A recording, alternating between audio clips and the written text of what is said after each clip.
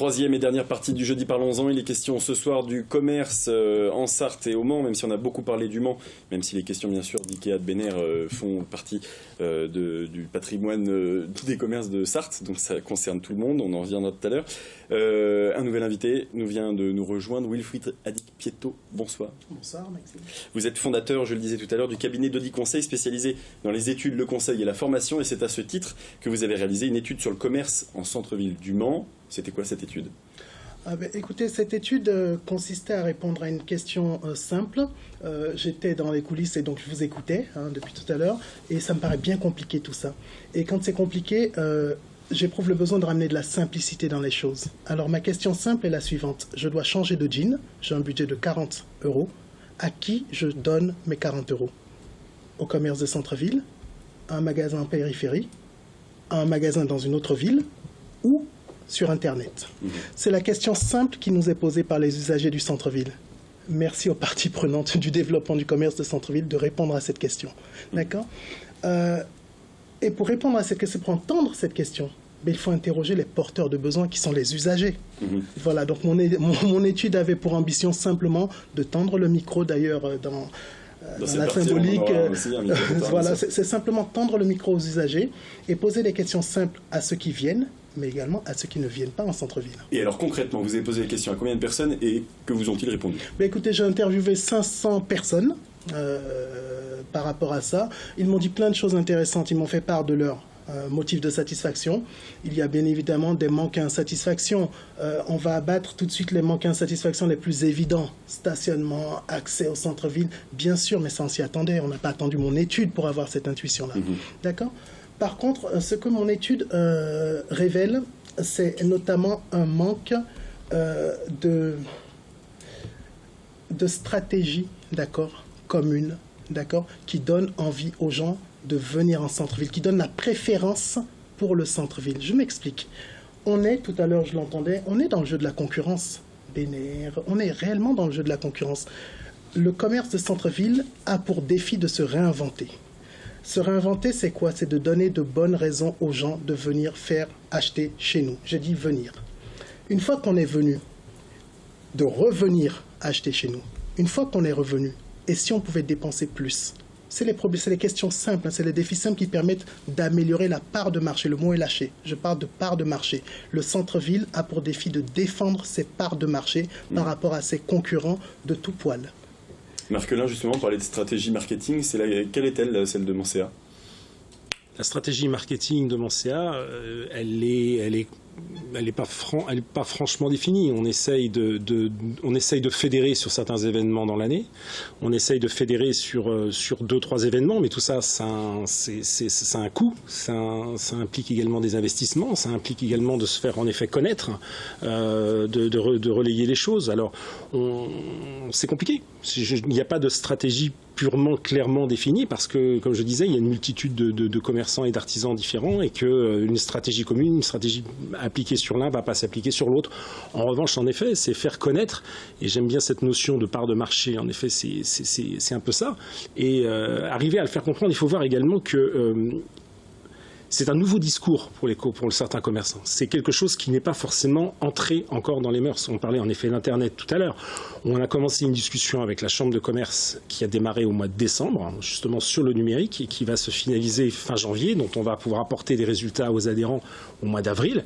Mais c'est pas évident, parce qu'on a fait plusieurs formations. On a essayé de faire venir les commerçants pour essayer de les sensibiliser pendant 2 ans. On a eu très peu de retours. Très peu de retours. Parce qu'ils sont pas... Il faut bien comprendre que la dynamique du centre-ville, le commerçant de centre-ville ou l'artisan de centre-ville, il n'est pas encore dans cette démarche-là, il faut l'accompagner. C'est une certitude. Il faut qu'il soit accompagné, sinon il n'y arrivera pas.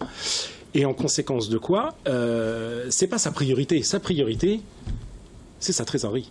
Actuellement, depuis 3-4 ans, c'est sa trésorerie.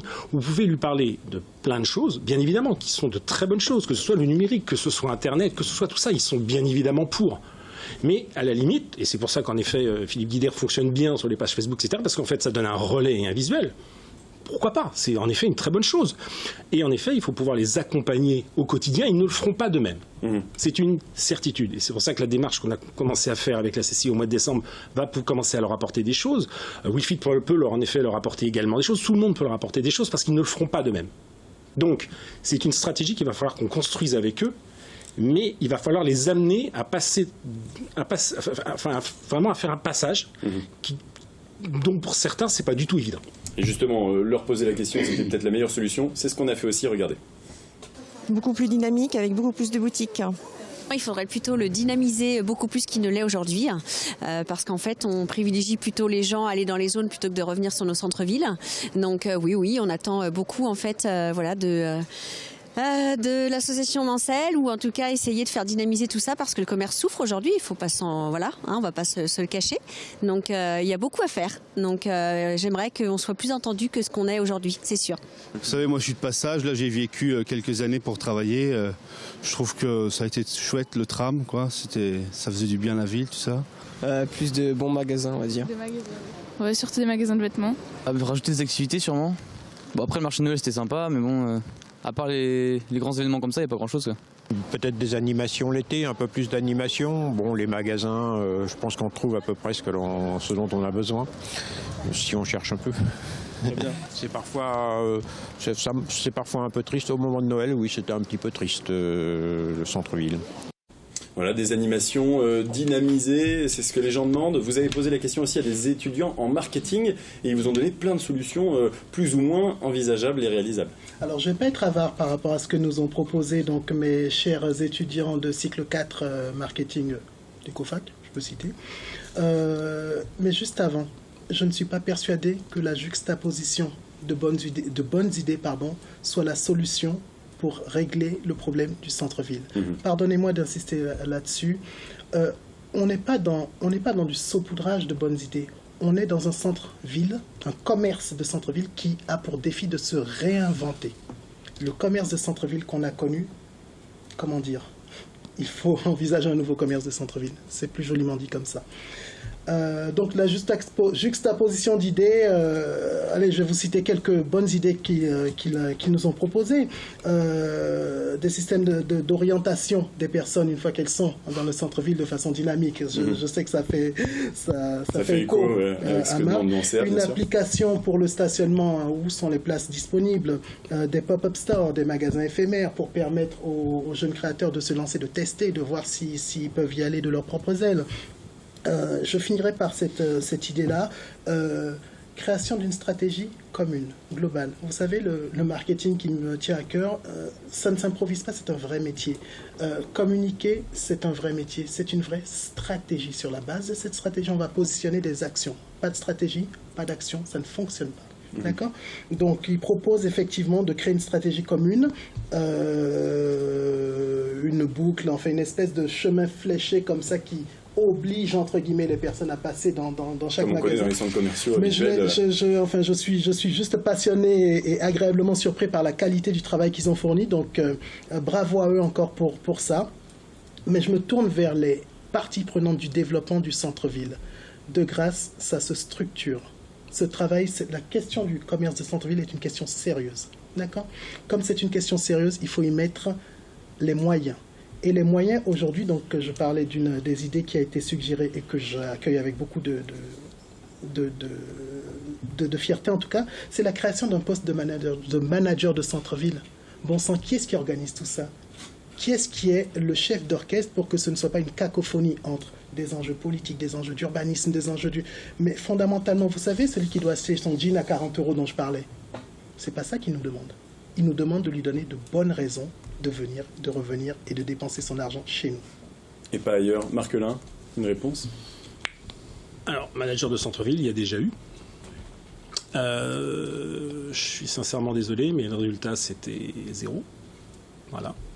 Alors, je pense, pourquoi pas, mais c'est à complètement réorganiser, ou tout du moins à donner des missions réelles qui restent au centre-ville, parce que le résultat pour le centre-ville, nous, on ne l'a pas vu, et j'étais déjà là. Oui, pourquoi pas. C'est pas du tout une mauvaise idée. Le seul souci dans cette histoire, c'est que, en fait, le manager de centre-ville posait un problème tout simple. C'est un problème de financement. C'est-à-dire qu'on met un manager de centre-ville, mais financé par qui? S'il est financé par les collectivités dont il est censé s'opposer pour obtenir telle ou telle chose, etc., ça va être compliqué dans la discussion. Donc je pense que les associations peuvent jouer ce rôle. Je pense qu'on a réussi à obtenir des choses. Quand on obtient, alors là on parle de jalonnement dynamique de centre-ville, on ne l'a pas encore obtenu, mais je suis d'accord avec Wilfried, c'est ce qu'il faut faire pour pouvoir jalonner correctement le centre-ville. On a obtenu du jalonnement dynamique de voitures, ce qui est déjà extraordinaire. Et j'en remercie le métropole et M. Battiot de nous avoir entendus là-dessus. On veut aller beaucoup plus loin, parce qu'on doit aller beaucoup plus loin dans les villes pour jalonner tout ça. Mais en effet, on arrive dans le centre-ville du Mans, on a encore des panneaux. Ah, je caricature à chaque fois là-dessus. On a encore des panneaux qui indiquent des parkings avec les panneaux noirs et jaunes. Enfin, je suis Manceau depuis 45 ans. Je crois que je les vois depuis 20 ans. Bon, là-dessus, quand on jalonne comme ça, on ne peut pas y arriver. On entendait aussi dans le micro-trottoir des gens qui parlaient de commerces différents. Est-ce qu'on fait le choix de certains commerces, de tel ou tel commerce dans le centre-ville? Est-ce que ça vient comme ça ou est-ce qu'il y a un choix réel? Je ne comprends pas la question.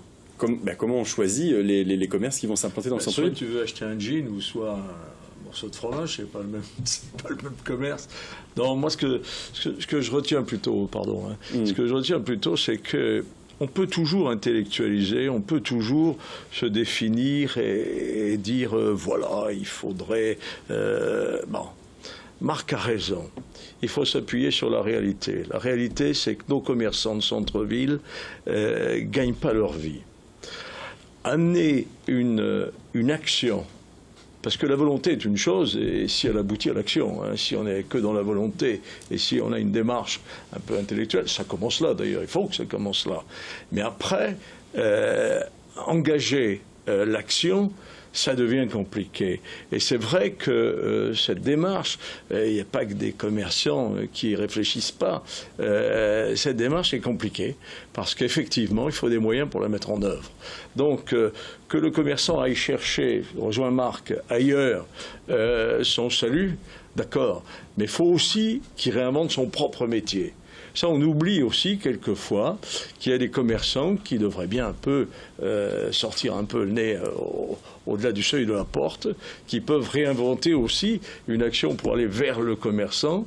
Il faut aussi travailler là-dessus parce que le métier, chaque produit est différent dans l'accroche du client. Donc, il y a un vrai travail aussi à faire sur les commerçants, réapprendre peut-être le métier change, bien sûr. On a parlé des moyens. Rassure-toi, tout à l'heure, c'était pas méchant. Non, tout ce qui peut amener à faire du commerce est bienvenu. Donc, je souhaite tous mes voeux, puisque c'est l'époque, à l'action que tu mènes. Donc, effectivement, c'est un vrai sujet. Se fédérer, comme le disait Marc, autour de mon CA ou les UCA de façon générale, et réapprendre ce métier. Revoir, les clients ont changé, l'achat a changé. Vous avez raison de dire que c'est le client qui commande. Maintenant, il a son smartphone, il dit où il va, il met le jean, machin, à quel prix, il est bon où, et c'est lui qui va se diriger. Alors, vous voyez que la notion du commerce est bouleversée, totalement bouleversée. Et moi, j'avoue que j'en perds un peu mon latin. L'émission touche à sa fin, malheureusement, le temps court. Je vais vous demander de toute façon à toutes et à tous de bien vouloir conclure. On commence par vous. Déjà, l'association qui est lancée demain, j'ai en face de moi des représentants de la CCI, Marc-Hélène Mansea, qui fait partie, je crois aussi, de la CCI. La Chambre des métiers. De la Chambre des métiers. Moi, je suis ouvert à toute la discussion avec vous, et donc je serai porteur aussi d'accompagnement et de solutions également. Donc déjà, il y a une porte ouverte, il n'y a aucun problème. Et il y a une chose qui ferait plaisir pour terminer, ce que n'a pas vu peut-être Noël ou Marc-Hélène ou vous-même, une seule chose. Il y a 2 commerçants au Mans qui ont 67 ans et 64 ans de métier. Avec tout le respect que je vous dois, ils n'ont jamais vu la CCI, ils n'ont jamais vu la Chambre des métiers, ils n'ont jamais vu Mansea, ils n'ont jamais vu un politique, ils n'ont jamais vu personne. Alors là, il faut que je réponde, là, je ne peux pas laisser dire ça. Je peux pas Attends, je vais juste terminer. Non, ça, tu m'interpelles, alors tu vas me voir. Autant j'étais gentil quand il s'agit de pas se fâcher. Tu sais, c'est une attaque frontale à laquelle je réponds. ce commerçant, tu lui diras que c'est pas forcément moi qui dois aller vers lui, c'est lui qui peut venir vers moi. Je parle de la chambre de commerce. Il peut aussi pousser la porte, d'accord? Et c'est le reproche. C'est le reproche que je fais aux commerçants, qu'ils aillent pousser les portes, qu'ils soient curieux. Celui qui n'a pas poussé la porte, qui se méfie parce qu'il y a peut-être un gars qui pousse la porte de chez lui, il fera bien de faire attention. Alors, juste 10 secondes pour répondre à Noël. Je suis d'accord sur ce qu'il vient de dire, sauf qu'il ne m'a pas laissé finir. Les deux personnes en question ont 86 ans, 84 ans. Elles sont 67 ans encore dans le commerce. Aujourd'hui, c'est la marchande de laine rue Gambetta et c'est le Rocher de Cancale, avenue Bollé. C'est tout. C'est-à-dire que ces personnes-là, elles n'ont vu, en règle générale, on va prendre le problème plus général, elles auraient au moins le mérite qu'on les mette en avant. Et ben, je les mets en avant ce soir. Oh, merci, Philippe Guidère. C'est pourtant la vérité. Noël Permaillot, un mot pour conclure. Que la chambre de commerce est ouverte à tous. Est ouverte à tous. Est ouverte à tous. Faut pousser la porte et être curieux, mais je vous assure que c'est vrai. Vous savez, la différence entre les individus, c'est la curiosité. Est-ce que je pousse la porte? Est-ce que je tourne la page du livre? Est-ce que je vais vers des gens qui font du conseil, etc. Est-ce que je vais m'enrichir de la connaissance des autres? Ça, c'est une vérité. Et que la chambre de commerce est là pour accompagner. Et il s'agit du numérique, parce qu'on est là, mais aussi toute matière. On a tout un plan de travail qu'on doit présenter justement avec mon CA. On travaille avec mon CA là-dessus. Et il y a encore beaucoup de choses à faire. Donc la Chambre de commerce est présente et là pour le Mans et la Sarthe. Merci Noël Permaillot. Fabienne Malher, boulanger. Eh bien déjà je suis ravie qu'il y ait des échanges autour de cette problématique qu'on pourrait laisser mourir. On est plus à voir chacun comment on peut travailler, voir ensemble sur certains dossiers. Et puis je suis pour, effectivement, j'aime le terme de stratégie, la mise en place de stratégies pour remédier à tout cela. Et la Chambre des métiers et de l'artisanat s'implique totalement. Merci Marcelin, très très court. Eh bien, Nancéa va continuer à travailler sur le même schéma, sur le même volume, sur le même dynamisme. Je fais juste un petit rappel d'une chose, c'est que nous avions en effet dans la finalité du projet du centre-ville, la finalisation des travaux du centre-ville, j'en parle juste là, puisqu'en fait la rue des Minimes va se terminer au mois de septembre. Je tiens absolument, et c'est un engagement de la mairie, je sais que monsieur le maire tiendra sa parole, mais on doit enchaîner avec le quartier Saint-Nicolas pour rejoindre Jacobin. C'est important, c'est pas 2020 la fin comme l'a dit monsieur Bathiot, je l'espère pas, c'est 2018-2019 au plus tard. Voilà. Merci beaucoup. Voilà, merci encore une fois à toutes et à tous d'avoir accepté notre invitation. Et puis merci à vous, chers téléspectateurs, de nous avoir suivis. La semaine prochaine, nous parlerons des femmes dans la politique. Je vous souhaite une excellente soirée et je vous dis à demain, 18h15. Merci.